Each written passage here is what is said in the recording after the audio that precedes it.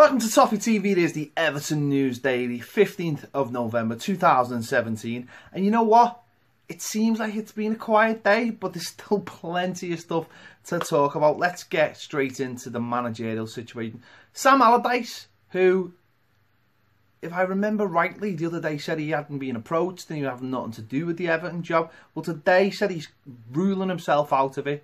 He said Everton's delay in making a decision meant that he opted out to pull out of the talks. He said it never materialised as I thought it would, unfortunately. For me, such a long time without a decision. I had to make a decision myself. The decision was it was probably better it wasn't me, and I'd move on to something else. It would have been a fabulous job, but it just didn't feel right. I think when you sat in my position, you want people to be decisive and feel like they want you. I didn't get that feeling overall. They were hesitating that I was the man. Yeah, so interesting. Again, plays into the narrative that maybe Everton were caught in Sam Allardyce simply because if they couldn't get the man they really wanted, he would be a short-term fix for the rest of the season. And Sam Allardyce has called Everton's bluff, I suppose, and said, well, no, I'm not that man. I'm not prepared to be a short-term choice. I want to be in there for the long haul. And he's made the decision for them. So whether that means that Everton now will have to go fully in for Marco Silva. There's talk of them going back for him tonight and launching another bid with Watford to get him. He seems keen himself, but apparently he's not keen to rock the boat at Watford. So it's clearly down to Everton now to start putting some pressure on Watford with some high financial figures. Obviously, 8.5 million has been muted.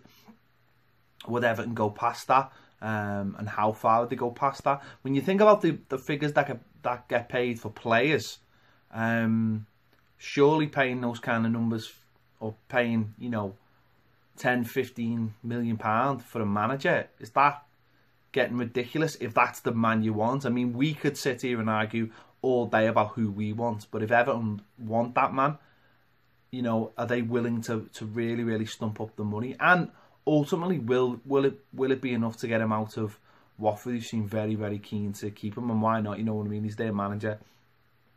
He seems to be the flavour of the month, and they've got him. So interesting. Obviously, it's unfolding all the time. David Unsworth's due to do his press conference. I would imagine tomorrow. I'm sure we'll get more out of him on what's going on. Maybe more out of the club, as into if he will keep the job. So yeah, interesting. Keeping us on our toes here at Toffee TV, certainly on red alert, just in case anything happens, like we always have to be. On to the man, whoever the new manager will replace, Ronald Koeman, and Oumar Niasse has had to say. He said, honestly, I feel sorry for him for what happened. When the club said to him, he was ready to let me go, and I was ready to go because I knew it would be a difficult season if I stayed again. But I didn't go, and I said thank you to him because he could have sent me to the under-23s. He kept me in the team, and that has made me be here today. So Oumar Niasse bringing all the positives and saying, well, you know what? Everything that led up to today got me here. And what a brilliant attitude. What a brilliant attitude. No negativity coming out, certainly from him. He could say what he wants now, but basically what he's saying is, he had the chance to let me go. I had the chance to go. It didn't happen. I'm here and I'm doing okay. So brilliant attitude. Brilliant attitude for all footballers. I think that you just make the best of what you've got, and ultimately it might turn good. If it doesn't, you'll get a chance elsewhere. But he's got his chance at Everton. He's doing okay, and hopefully that will continue at the weekend against a team that, if he scores against them on Saturday, will be kicking themselves that they didn't buy him, because obviously they had the chance on deadline day and they didn't take it. Some rumours coming out of Turkey today. Turkish outlet Sporks, it's Sporx, claim Fenerbahce are lining up a loan move for Davy Klaassen. Now, obviously, Davy Klaassen is not figured much recently. found himself out the team, and it looks like Fenerbahce could take him on loan, give him some game time, and get his career going again. Would that be a good move for him? I don't know. Don't really follow Turkish football, but I suppose for him playing football, maybe get himself, playing confidence going, showing what he can do. Maybe come back next season and show a new manager what he's worth. We'll wait and see. Staying in Turkey, Photomac are saying Everton are weighing up a move for Besiktas captain Oguzhan Özkapakup, I think, who was out of contract next summer. The 25-year-old started his career at Arsenal, and guess what? He's an attacking centre midfielder.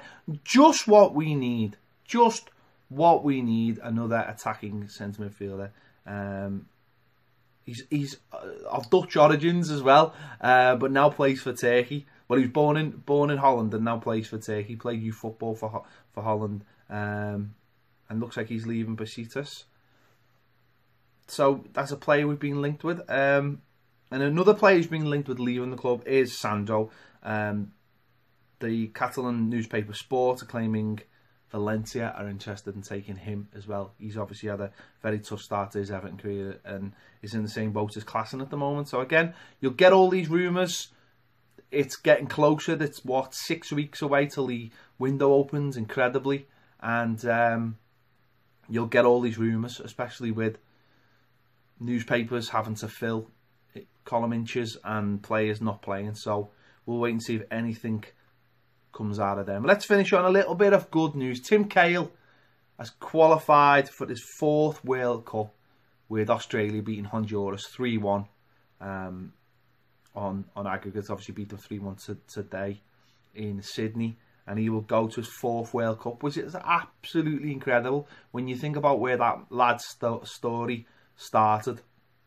He'll be 38 next month, I believe, and you think of him, what he did, coming over with his granddad, going to Millwall, asking for a loan, getting a loan, getting a trial at Millwall, getting into Millwall's team, moving to Everton, playing in the Olympics for Australia, and then playing in 4 World Cup. Well, playing in 3 World Cups so far, and you would imagine will go to his 4th World Cup next year, and I imagine would probably retire after that. That'd be an absolutely incredible end to an absolutely brilliant career, where he is, I think he's Australian top goal scorer, and I think he's the highest cap player as well. I think he's got 104 caps. I might be wrong on that, but I imagine by the time that World Cup comes around, he will be the highest cap player. Absolutely magnificent. I know all Blues absolutely love Tim Cahill, so big well done to them. Big well done to Australia as well, of course, all their players. I think it was Jedinak got a hat-trick today as well, 2 penalties and a deflected free kick as well. So brilliant for them. Can't wait to see him next year, hopefully punching some corner flags in the World Cup in Russia. This has been the Everton News Daily. Tomorrow, hopefully, we'll be covering David Unsworth's press conference. I imagine it'll be tomorrow, and we'll probably find out more what's going on at the club. Thanks for watching. I'll see you later.